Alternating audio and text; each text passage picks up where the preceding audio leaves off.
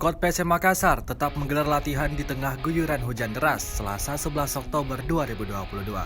Latihan dipimpin langsung pelatih kepala merangkap manajer tim Bernardo Tavares. Awalnya cuaca bersahabat. Latihan dimulai pada pukul 16.00 waktu Indonesia Tengah di lapangan Syekh Yusuf Goa, Sulawesi Selatan. Namun pertengahan latihan, hujan keras mengguyur dan Tavares tak menurunkan tempo latihan.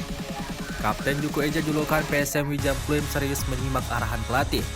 Pelatih Bernardo Tavares berharap anak asuhnya tetap menjaga kebugaran sambil menunggu kepastian jadwal Liga 1.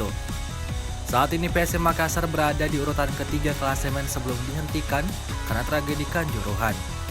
Skuad Laskar Pinisi julukan PSM tertinggal 1 poin dari Borneo FC dan Madura United. Informasi yang beredar Liga 1 kembali akan digelar pada awal November mendatang. Di bawah asuhan Tavares, Laskar Pinisi menjadi tim yang disegani musim ini.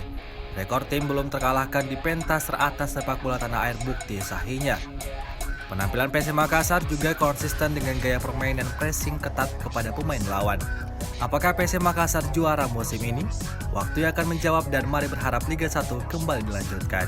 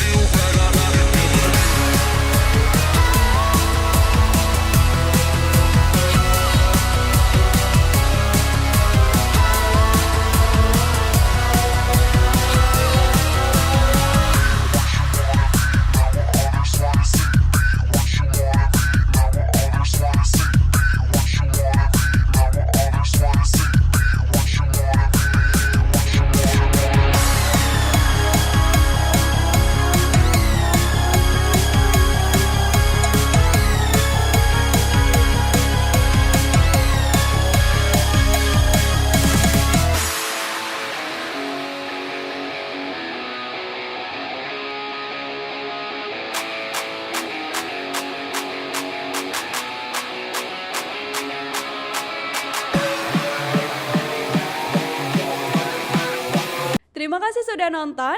Jangan lupa like, subscribe, dan share ya.